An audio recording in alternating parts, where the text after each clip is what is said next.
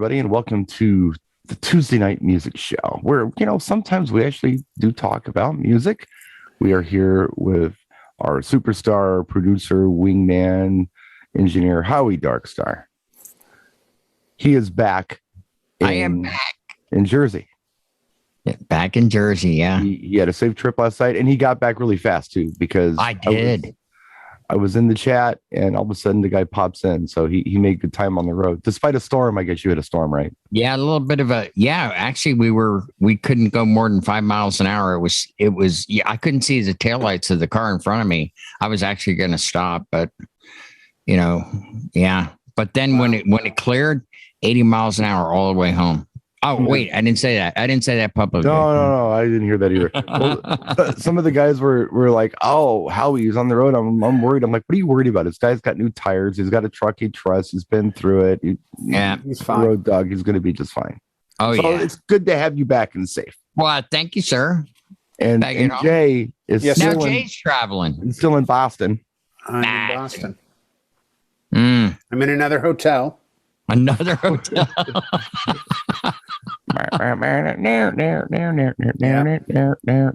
That's copyright flag. Oh, geez, here we go. Yeah, here we go. Have you noticed, like, Brian's background is always the same, my background's always the same, and Jay's is always the same? It's a hotel room. Yeah, right. I know. I got to start doing green screen of different hotel lobbies. Where are you this week? I'm in the Marriott in Shanghai. Some one of those like abandoned properties in like the Eastern Bloc or something. That would be good. Yeah, this was a great hotel back in the 70s until war hit. And there was a time the Turks invaded, and it's been empty for 40 years. But I'm here and having a good time. Yeah. So that's awesome. I don't usually give these guys a topic for the show. Just we're more fun just to throw stuff at them. Yeah. And I don't know if they're even prepared for this. I think they can speak intelligently on it. Both of them can, even if they're not particularly prepared for it. No, I was going to do my own guy. But no, you're going to be fine. I was going to do my own video on this on my channel. I may still. And I actually shot it, and I said, nah, this is more of a conversation than a me just talking thing. Okay. I watched the Beatles get back on Disney Plus. Oh, yes. Yep. Mm-hmm. Have any of you seen the Beatles get back on Disney Plus? Yes. Just excerpts of it. I'm going to watch it, but I have not seen it. And I've heard varying opinions, so I'm interested to hear yours. I only saw the first episode. Okay. Well, I mean, very impressed. It's not that there's going to be spoilers on here because we all know what happened. I mean, right. Right. But I just wanted to talk about some of the things that I saw on the show that I felt were pretty inspirational. Not only, as a music person, but actually as a person. And part of that is a DJ person.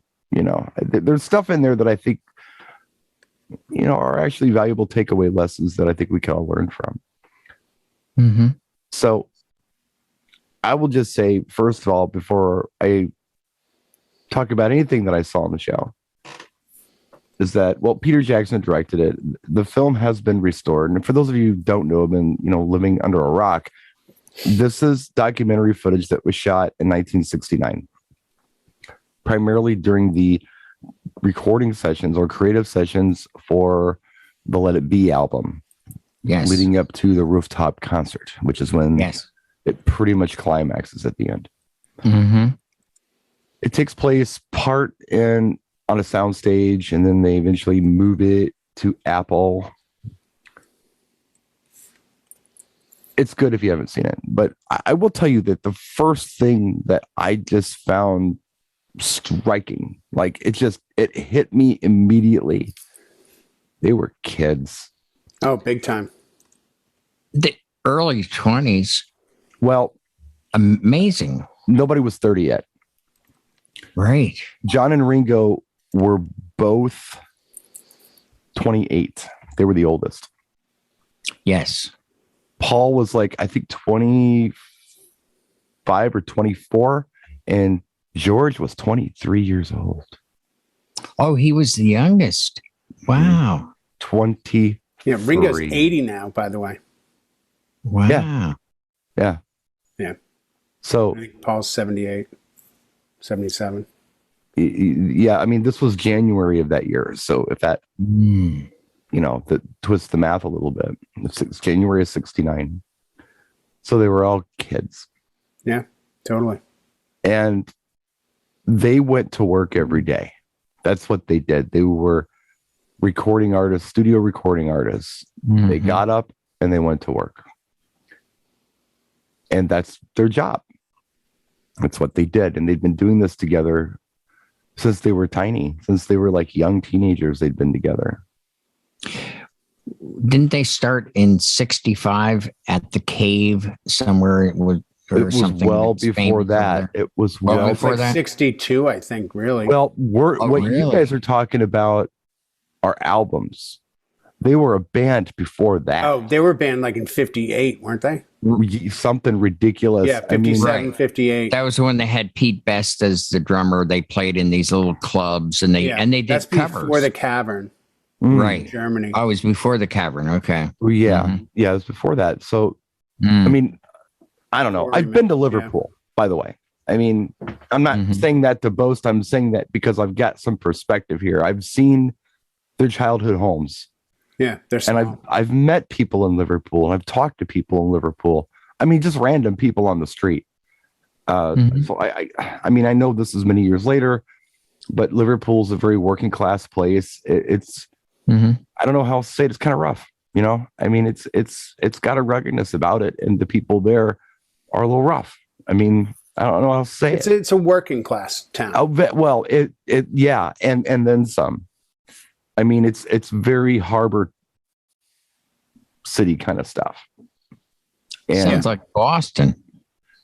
Maybe Boston a long time Boston's ago. a little bit, yeah. Boston a long time ago was a working class town. Now Boston is filled with a bunch of like rich, like millennials that wear weird clothes. I like Liverpool, by the way. I mean, I like the city, and I love the things that I saw. I did do a Beatles tour in Liverpool and saw Penny Lane and Strawberry Fields and the barbershop and their houses. Yeah. I saw, in fact, it was really kind of the most, I guess, standout things that I saw there.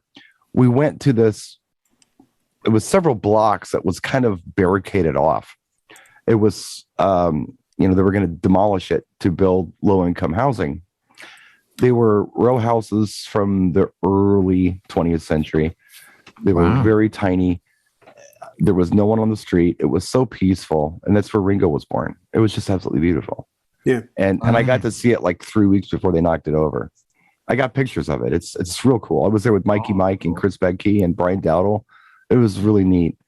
But by the way, check out the James Corden, the carpool karaoke with I've Paul seen that. McCartney. Yes. Yeah, I've seen and that. And they go to Very his good. house, and he's in the room with the piano going, yeah, this is the piano.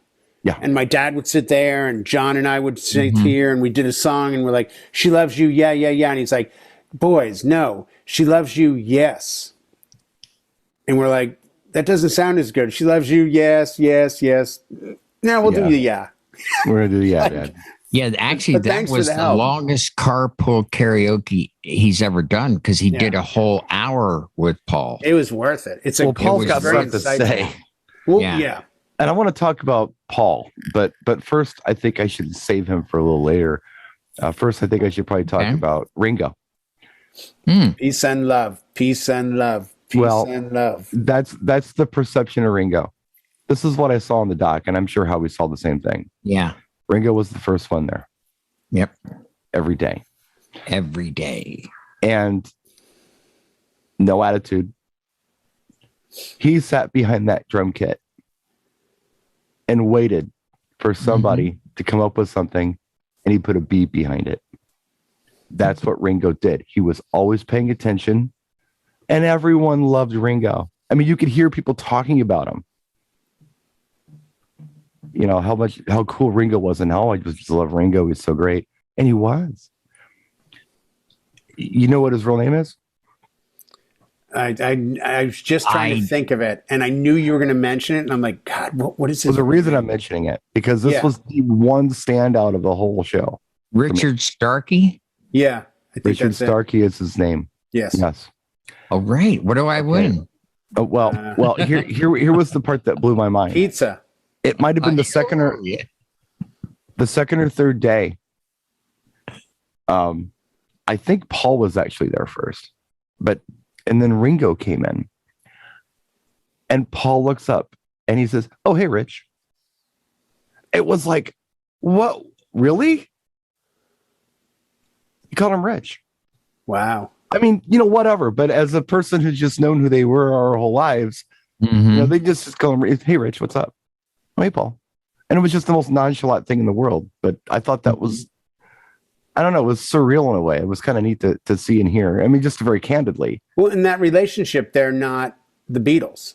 They're just four guys writing songs. These guys were family. Yeah, therefore, I mean, you're going to give a different perspective, but the one endearing thing I've heard from everyone that has seen it is they've all synonymously said they don't blame Yoko Ono. No, they don't. I'll get to that. Okay. I won't, because I've thought about this. And are we jumping ahead? No, we were fine. But I do want to talk about the Yoko thing.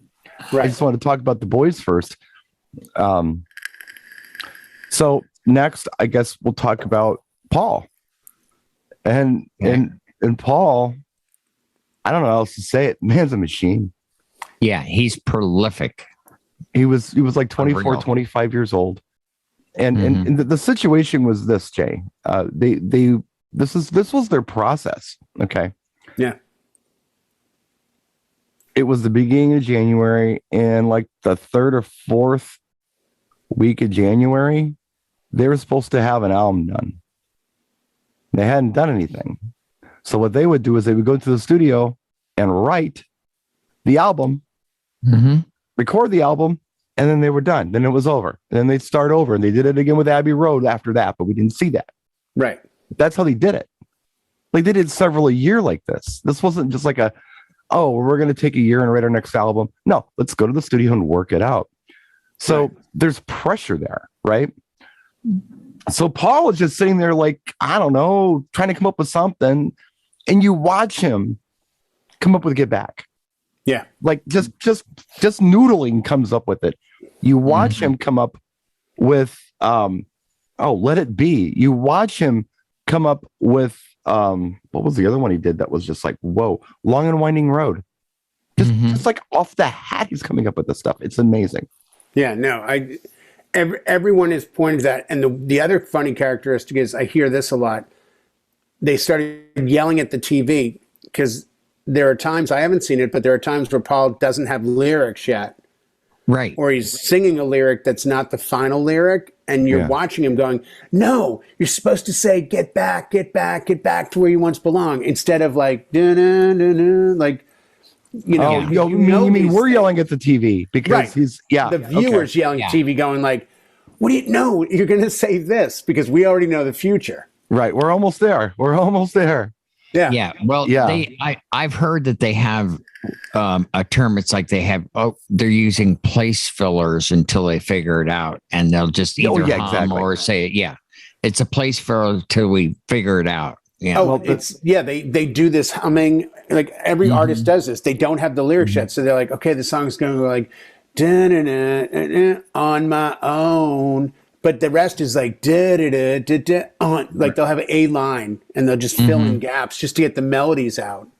Yeah. But yeah, with the Beatles, it's like these are prolific historical pieces. They all did it a little different though. That was so interesting because John, John and Paul, first of all, they almost had like a secret twin language because they knew they didn't talk about things much. They would just do things that they anticipated the other person wanted and would come up with stuff. It was really neat to watch. John seemed like he came in a little more prepared with a foundation of a song ready to go. And he would start playing it, and then everybody else would just kind of fall in and fill in the blanks. Right. So it was a little different. Paul was doing it on the fly, where I think John came in with something. He didn't it just didn't come out in the studio. That just wasn't his process. George was different. Oh, and I will say this about John too. Hilarious. John Lennon by far was the comedian. He was so funny. And you wouldn't expect that. No, John is the funny one. They were all funny, but John was really the funny one. And Paul's funny too, but it was usually because George was egging him on to do it. It was interesting. Paul just didn't goof off on his own. If George instigated him, he would goof off. Well, they have such a famous relationship, and the fights and the this and that. And Paul McCartney recently told the story real quick of, getting in an argument with John and John flipping out and kind of yelling at Paul and Paul yelling at John and John going like this. It's just me. Like lowering his glasses and saying to Paul McCartney, it's just me, John. And putting his glasses back and then going back to the argument as if to say, like, this is who I am. This is what I'm going to do. If when you see the doc, you'll get it. Yeah. It's really neat. Yeah. George, he had, first of all, 23 years old. Right. He'd been a superstar for what? 7 years already? Maybe? At least, yeah. And he's 23 years old. It's crazy. And wow. But and all of these guys are stupid creative and just so prolific. George didn't create the same way Paul did or John did or even Ringo did. More probably similar to Ringo, I guess. George wasn't the guy to sit in the studio and come up with something. George was the guy who would have nothing one day, nothing the next day, nothing the next day. And then one day he would just come in the morning and say, got something. And he'd had to get it out right away. And it would be a bar or a line or something. And then everybody would kind of like, okay, how about this? And then they'd work it out that way collectively. Yeah. So it was always a different creative process. And now that I've mentioned all of them, you talked about fights. You didn't see a fight in this thing. No, that's what I keep hearing. That's you the didn't thing see about a fight. Right. That's what I keep hearing, that they got along really, really well. Like really expose those myths and stories that we've heard all these years. So mature. That they were false. So mature. For young 20-somethings. Yeah. George got annoyed. And I know why he got annoyed. Well, he left at one point. He During did. the recording, he left. He did. A couple weeks. And here's why he left. It took me I know this to kind of work it out. So Paul's working out Get Back. All right. And he's got this, it's in his head. I mean, he could play it on the piano. I didn't hear him, but he could every note. He could hear it. And George is jumping in with what he thinks might be cool. And Paul's like, don't do it like that. Do it like this. Try it like this. And George is like, oh, okay, fine. I'll play what you want me to play. And he would play it. So that's pretty much what it was. And that's it. That was why he was upset. And it sounds stupid, but if you think about it, you've got this guy who's coming up with these great songs. He's young. He's not upset. He's not pissed. He's not yelling at anybody. But he's like, how come Paul's treating me like a session musician right now? Right. I usually jump in and add my own thing. Paul already had this concept. So you can't get really mad at Paul because Paul had a vision. And you can't get mad at John because John's like, dude, I'm not a hired hand here. I'm a Beatle. Right. But they didn't yell about it. It was literally like this. Okay, well, I'm not coming in tomorrow. I guess this is my last day. And they thought he was probably joking around and dismissed it and he walked away. That's as bad as it got. That's all it was. And he came back. They talked out and he came back. Yeah. He was also very uncomfortable with what they were trying to do. They were going to initially do some television special thing with an audience, and George wasn't into it. So he was uncomfortable with the situation. He was uncomfortable with the studio they were in. He didn't like the surroundings. And then Paul's treating him like a session guy. So he got annoyed. And at 23 years old, he didn't lose his shit. He just said, you know what? I got to walk away from this. So he did. But nobody yelled and screamed at each other. Everybody was kind to each other. Another scene that just stuck with me was, all these songs that they're coming up with off of the Let It Be album that, would come to pass. And they asked Ringo early on, what do you got? He's like, I really don't have anything. Everything I have is kind of slow and I don't really have anything. But he's there to support. They're all there to support each other. So Ringo just was sitting there one day. He's like, I don't know. I'd like to be under the sea in an octopus's garden. And instead of everybody looking at him like, are you high? No, get out of here with that. They're like, what if we did it like this? They were all just like ready to help each other and ready to be there for each other, no matter what the idea was. They weren't saying it's a bad idea. They wouldn't do that. They were just, let's try this. Yeah. And they went with it. That was so cool. And again, I got to go back to what I said initially. These were kids doing this. Yeah. I don't know adults who can do this. Like grown, established, mature people who can be this cool and have this kind of demeanor with any individual, let alone a group of individuals. It was just fascinating to watch. Yeah.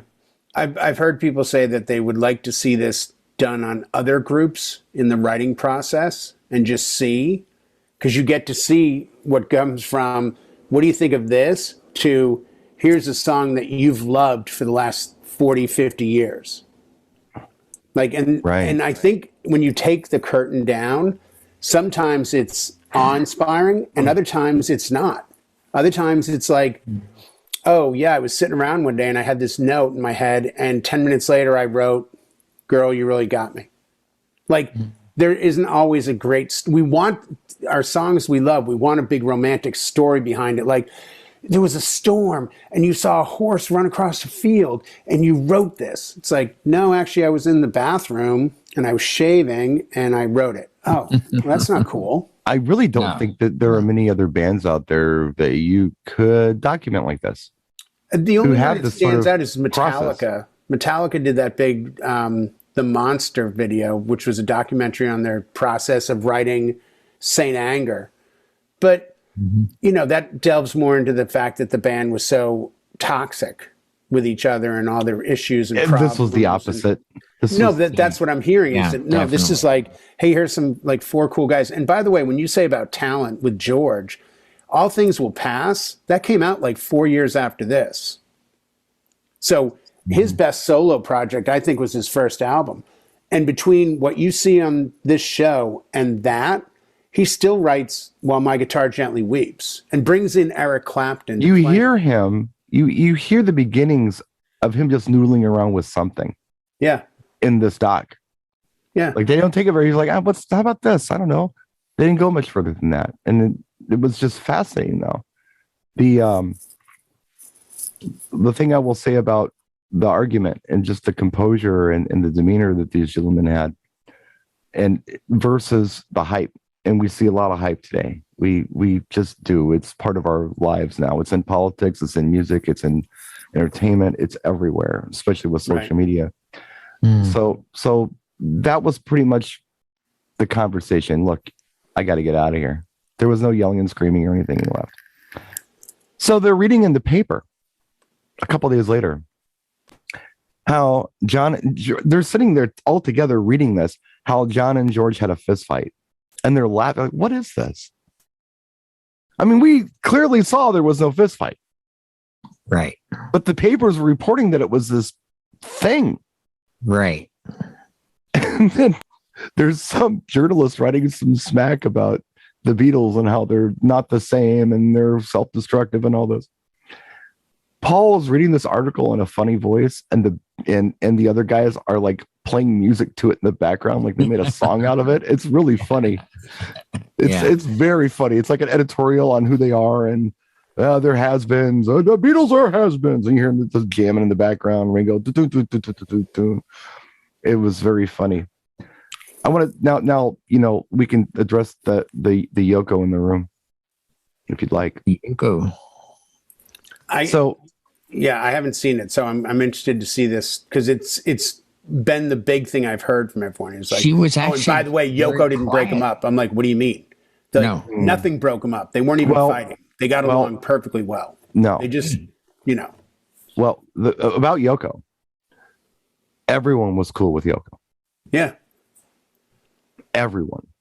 Mm-hmm. In fact, they even let her get on the mic and would jam and let her make noises like, which is all she was doing. That's what she does. But they were like, hey, yeah, cool. And they weren't like joking around or goofing on her or anything. Everybody was totally respectful of Yoko. Do you So think someone said this, and it's an interesting perspective, because John Lennon had such a tough life, especially with women in his lives, with his mother dying and just being kind of alone. Do you think that he latched on to Yoko and she was everywhere he was as some sort of a safety blanket, like a security thing? Because I've heard that a couple times too. Like you can see that she's almost a mother to him as much as a girlfriend. Because everywhere she is, he is, and vice versa. Like they're almost symbiotic. I didn't pick up on the mothering part. I and I didn't even pick up close. I didn't even pick up on John being hyper attentive to her because he was there to do things. Right. She was I think, but physically touching him next to him while he's doing it. Yes. And she's never more than a few feet away from him. That's the point they were trying to make, was that she's so close to him, but it might be to make up for the losses that he had in his life when he was younger. But he wasn't necessarily hyper focused on her. Yeah, there were times when they would dance around and talk or whatever, but most of the time he was working, and him and Paul were having conversations and joking around and writing together. Right. You know, John's finishing Paul's songs because that's what he did. So no, I don't think Yoko went in there and tried to cause friction. What I think happened, and it's one of those things you got to read between the lines. Paul talks about this because they're interviewing him, just casually interviewing him. And it's mentioned twice, and it's almost the same responses every time. And Paul is cool about it. He's not resentful about it or anything else. But they said, "You and John don't write together much anymore, do you?" He says, "No." So I usually just, I'm doing it. Well, why not? He said, "Well, we just kind of lived together. We were on tour. We were sharing the same hotel rooms. We were together. We were a couple, and that's what we did. We wrote and we bounced ideas off of each other. But, for the last 2 years, he's been with Yoko all the time, and it's just not the same." So I think that was it. And when I really think about it, I mean, and maybe I'm way off here, but I'm looking at the Beatles as a process. And this was the process that we didn't see before Yoko came along. John and Paul would write this stuff down. They would come into the studio and say, "Okay, here's something more than a foundation. Here's something a little more complete. Ringo, put a beat behind it. George, would you like to put a riff behind it? Here's a song." Where now it's like, "Okay, Paul, I'm under pressure to write. I got to write. I don't have John to do this anymore with me. If John doesn't happen to be here in the morning because he slept in, which is not a big deal. He eventually did come in. I got to get this stuff knocked out. We don't have the time we used to." So when that went away, the Beatles weren't the same because the process was different. It was just their process. I mean, those guys had been attached at the hip since they were like 17, 18 years old. But I don't find this unusual in any different than like, okay, you had high school friends. All right. And, oh man, you guys are really close. You did everything together. Then your friend gets a girlfriend and he starts to have a life where they get married and the friendships just naturally drift apart. And I think it was a natural process. I don't think that they broke up per se, that as much as they did as much as they could with their art, and then they went their own ways. I mean, George wanted to do his own solo project. Yeah, he did. He mentioned while he was still a Beatle. Yep.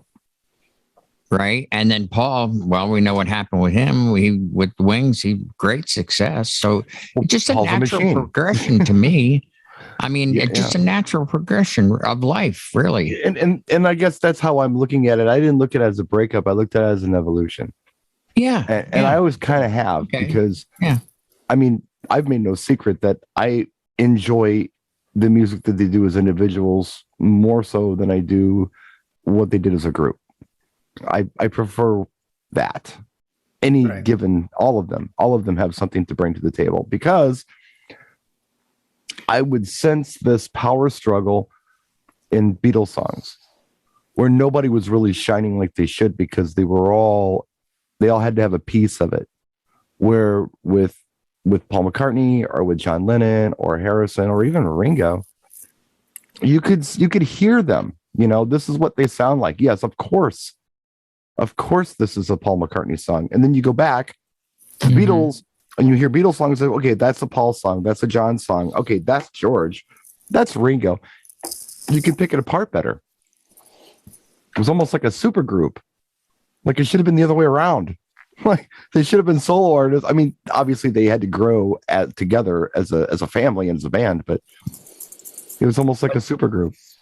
Opposed to, yeah. But I got to say this. My favorite part that I identified with was when they were struggling. Where should we do this? Or should we do theater?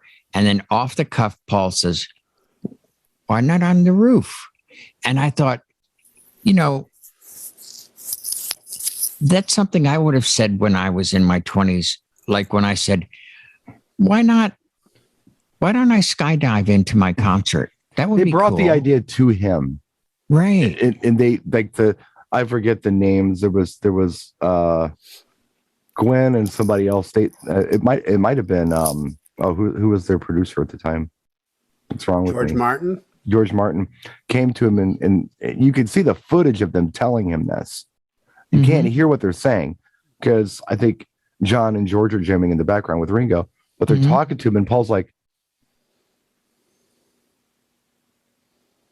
and, you know, it's like you could, and he's like, oh yeah, this is this. So then Paul presents it to the group. Yeah. Then it makes it a whole art performance. It's like a great song. They're doing it on the roof. And now it's like, and then the police get caught. Look, as soon as the cops are called, there's going to be stories and legends. And that's exactly what happened. Well, George was not down with any of this. Like he just wasn't like, I don't want to do this. And then like, well, you know, I think we should. I don't want to do it though. Well, yeah, but I think we should. Once he was up there, he was nothing but smiles.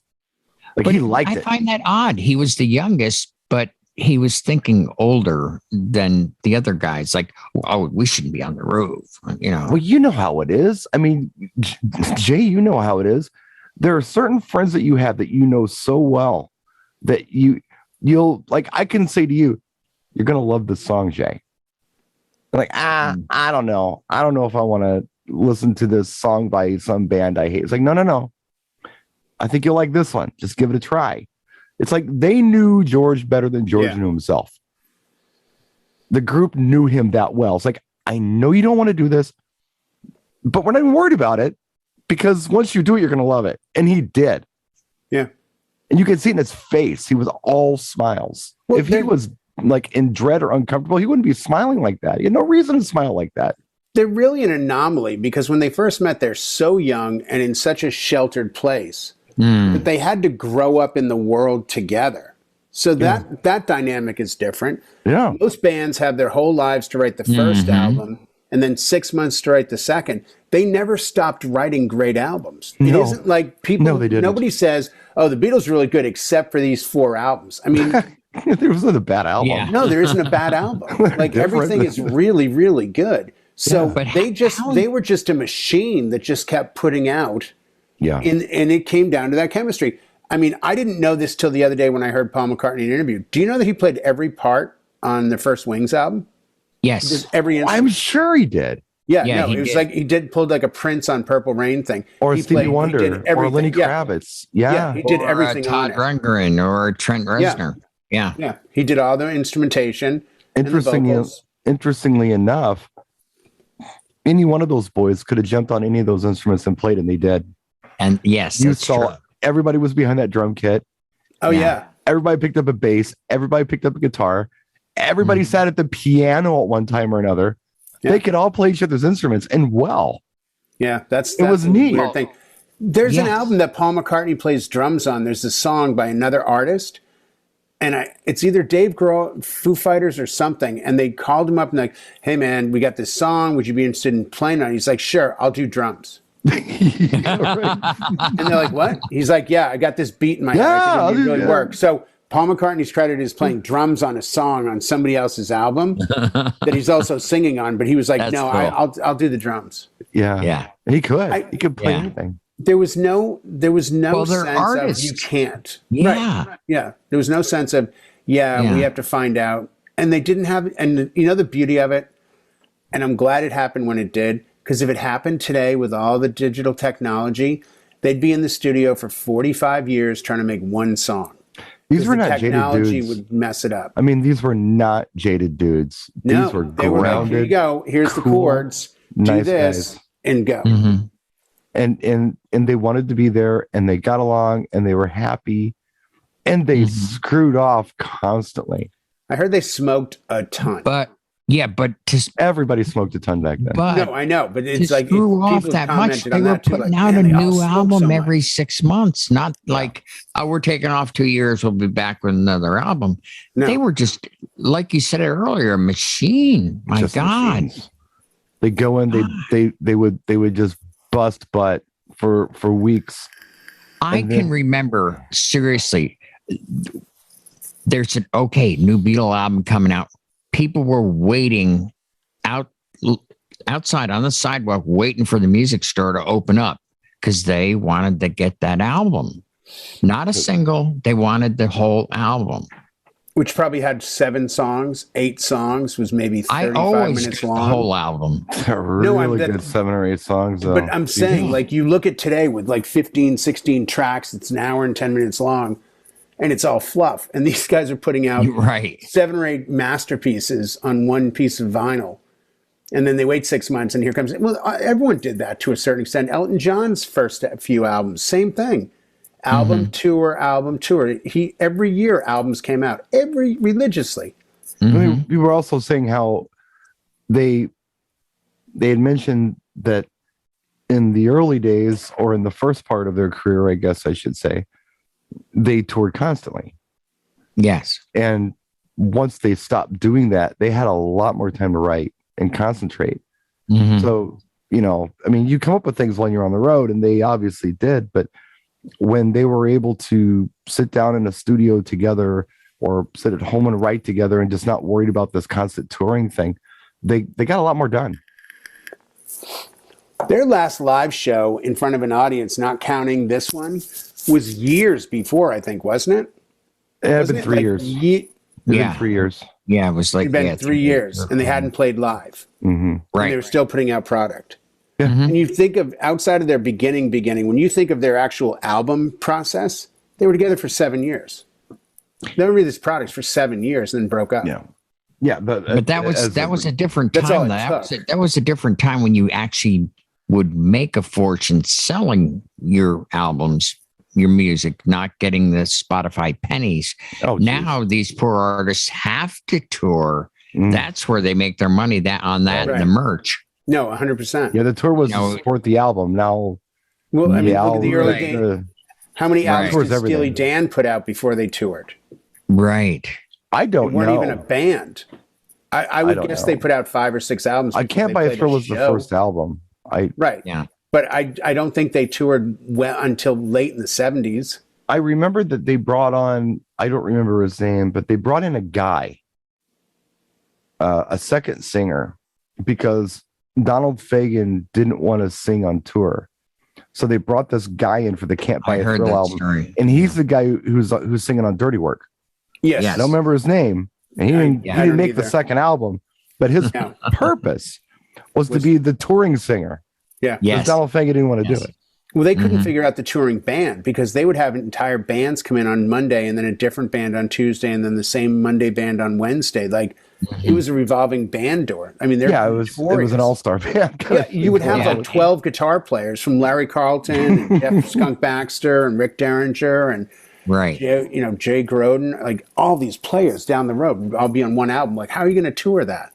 I have a spoiler alert for you here about this that you probably know about. You probably know, but it was cool because they're coming up with all of these tracks, right? Yep. And sometimes Paul feels obligated to be on the piano, but he really wants to be on the bass. And he keeps saying, we got to bring somebody in to be on keys. I know who came in. And out of nowhere, Billy Preston just pops in to say hi and like, hey, do you want to sit in? We need a guy. Yeah. So Billy Preston starts jamming, and he's the one who's coming up with all those little riffs and stuff and Let It Be. Mm-hmm. And John says like several times, he needs to just join the band. He needs to be the fifth Beatle. We need to just bring him in. Like, he's not even kidding. He's like, we need him for he's going to be the fifth Beatle. Yeah. He's a new Beatle. I think the Stones had the same feeling about him because he did even more work with the Rolling Stones. Yeah, he played with a lot of bands. He was the go-to pianist. He was in town. I want to say he was in town to support something weird like Lily Unfaithful or something like that. It was or Lulu. That's what it was. Lulu. There was some Lulu special on TV, and he was there for that. But yeah, jazzing up to Sir with Love a little bit. They just grabbed him, and they didn't discuss money or anything. They just gave him a freaking electric piano and said, go. And he did. And there was an organ there, and he sit down and play that. And oh man, it was cool. And he was just like, he reminded me of Ringo. Yeah. Where he was just ready to go. Yeah. Oh, you got a tune? Okay, I'll put something behind it. And he knew right when to come in. Like, he wasn't, trying to showboat, but he knew where he could add to it, and he did, and it was good, and everyone agreed it was good, and it was just so neat to watch. It was so much fun. So I don't know, just I'll have to look it up, but he wrote something super famous for somebody else, and I can't for the life of me think of what it is, but he wrote a famous track, not for Stevie Wonder, but for somebody. Billy Preston is the writer of a song that we all know, almost like, Stand By Me. It's not Stand By Me, but it's some huge song that I didn't know until someone said, oh, Billy Preston wrote that. I'm like, he did? He was on the rooftop with them too. Yeah, he played up there. He was. Yeah. No, he's super talented guy. And but then it was just neat to see. 5 years later, he's playing Bangladesh with George Harrison. Yeah. Mm-hmm. Mm-hmm. Yeah. Like, oh, here's Billy Preston. I highly recommend that, Jay, I really want to watch it. I don't know if you have Disney I'm Plus. going to. But I'll get it just for this. Yeah. Get it just for that and then cancel if you have to. You'll love it. $2. I'm really looking forward to it because I want to see the process. Well, I mean, because that's what always blows my mind is how they come up from, how did you get from A to B? And you find out it was never a direct. It's always. Here we are. We're all more than twice their ages. I mean, it's just incredible. And they just, their discipline, their demeanor, their canter, their just the tone they use in their voices, the funny banter back and forth. It's hilarious. They spend most of the time screwing off. Maybe it's half. Kind of like us. We spend most of the time screwing off. It's worse. It's like oh my God. Now. I never thought the day would come that I would come out of my mouth saying, "Oh, so we're like the Beatles." Not like I didn't mean it like that. But when he said "screwing off" all the time, they would sing like their songs in funny voices.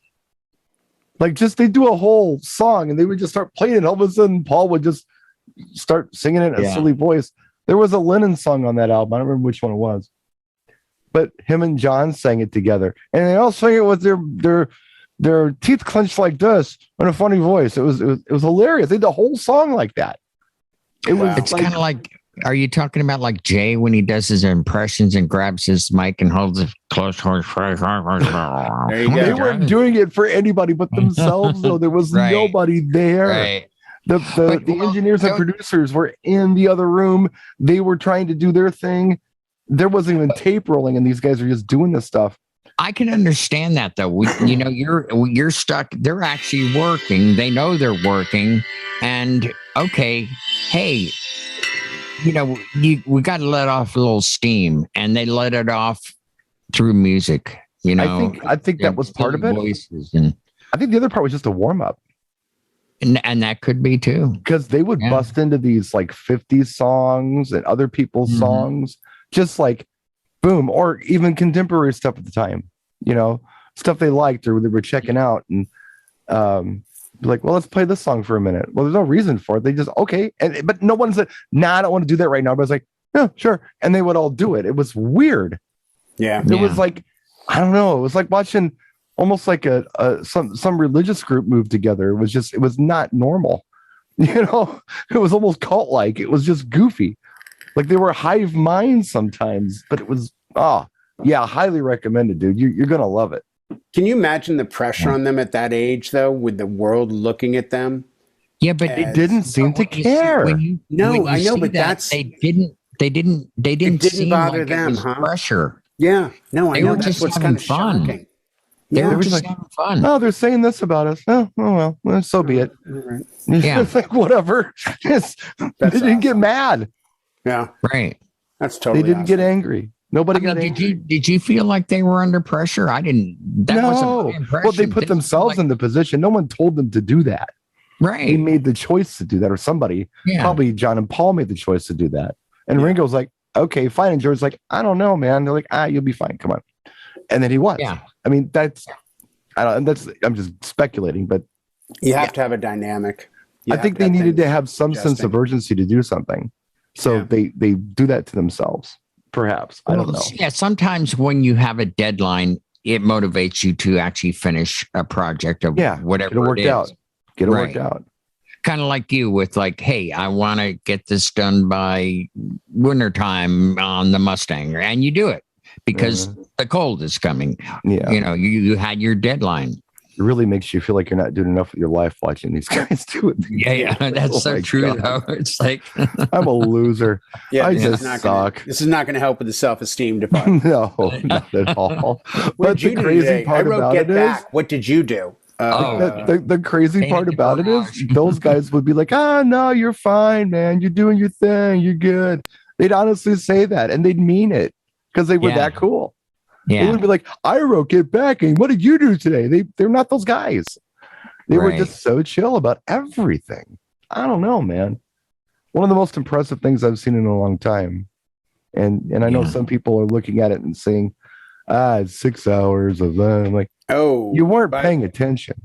And you obviously, and I'm not even a Beatles fan. Right. I mean, you know that. I've said that. I mean, I like them, but I'm not like that guy. No, you're not that guy. No, you're a Paul fan, but not a Beatles. Well, I like them all individually. Yeah, you don't like them collectively. Well, as much. They're okay collectively. I prefer them individually. Right. And that's something that I just really got to be careful, and I really got to make sure that. So you're the guy that like where the corn and the mashed potatoes and the meat can't touch each other on the plate, right? That's my brother. Still got the triangle. That is for real, my brother. He's got the separators on the plate, like 5-year-olds have, where like everything is broken up. No, it's just because I prefer them as solo artists doesn't mean I dislike them as a band. No, it just means I prefer them as solo artists. Now, question real quick: would you watch more of this? Probably. Because Peter Jackson is supposed to release. He didn't release all of it. There's supposedly like a 16-hour director's cut. He said that there was, I think, 60 hours of footage and 150 hours of audio. That's what I heard. Something like that. And there's a 16-hour director's cut. Because the only thing I've heard that was negative was he left too much in. That some people feel he could have edited it down even more. I'm like, I haven't seen it. So they're like, some of it's boring, but it's only boring if you don't like the Beatles or you don't want to see the process. I don't know. How can I say this? I don't know what words I'm looking for. I was there for the ride with them. Like when they were working the songs out, I'm hanging there like I'm a member of the band. Right. And I'm listening. And I'm hearing little things. Okay, you're almost there. Yeah. So it was almost an interactive experience for me. But that's a great way to you're not a music person, if that's not, I mean, it's okay. I mean, I'm just going to say it. It's okay if you're a DJ and you're not a music person, because not everybody who's a DJ is a music person. Not everybody who's a music person is a DJ. If you're not, you need to get out of this room. You know what? I'm not. Somebody last night said that. Not you, Brian. Someone. No, I heard about that. Yeah, but it's how can I say this? I don't know, man. I was there and watching the creative process, and it was so impressive to me. I probably would watch a longer version of it. It was. See, I would like to see a painter paint something. There's a lot of people. Yeah. I would love to see like the story behind Starry Nights and see if they found footage, which you know, I'm making this up because they don't have it. But, you know, if they had footage of Van Gogh, where he started, where he was standing when I mean, to me, that stuff's always very interesting. Like what got you going? What was the creative process? The other night I played Melissa by the Allman Brothers, and somebody made a comment. I love this song. I'm like, yeah, it comes from Greg Allman being in a grocery store and a mother with a Southern accent going, Melissa, little sweet Melissa, come here. And that's all he had to hear was Sweet Melissa. And he went home and wrote it. Took him like 5 minutes. Boom, here you go, Sweet Melissa. And you know what? There's probably a lot of stuff like that. Yeah, there's a lot of stuff like that probably, I mean, you could document it, but it wouldn't like, okay, what are we watching here? I believe that this was unique. Oh, like, I this agree. is truly unique. I don't think you could have pulled this off with many other bands. You couldn't have done it with a lot of people. Stones, maybe. No, not even the Stones. And we were talking about this. John C and I were talking about this last night. If you look at, and you were here too for it, were you, Howie? Or were you not here yet? I think, what time did I got in at 4? My time, it was like 3:30, so like 4:30 your time, a little after. Yeah, okay. A little after 4 your time. Yeah.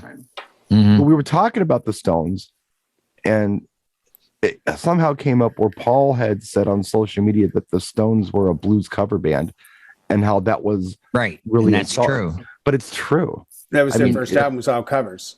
Yeah. And I think it was Paul who said, hey, you guys should try to write some of your own stuff because we like you. They liked him well enough to put him on the cover of Sgt. Pepper. I mean, they did like the guys. Oh no, they didn't have a battle with each other. But they were, I think John C, and it was interesting because I never thought of this. John C looked up like every Rolling Stones hit that was a cover. And it was a huge list. Oh, it's massive. Like I was like, I thought that was theirs. Like I didn't realize that they'd covered that. And then something, oh, of course that's a cover. Yeah. You know. But there weren't many songs Crows. They wrote. They mostly covered songs. Dude, Black Crows, their biggest hit was Hard to Handle. Yeah. Guess what? It's a cover. Oh. Like if you look deep enough, all you got to do is go back to old blues, which is the DNA of the Stones, and like everything is a cover. John just chimed in and said surprisingly long list because he's here. Yes, absolutely, surprisingly long list. It was fascinating. I never thought of it like that. Yeah.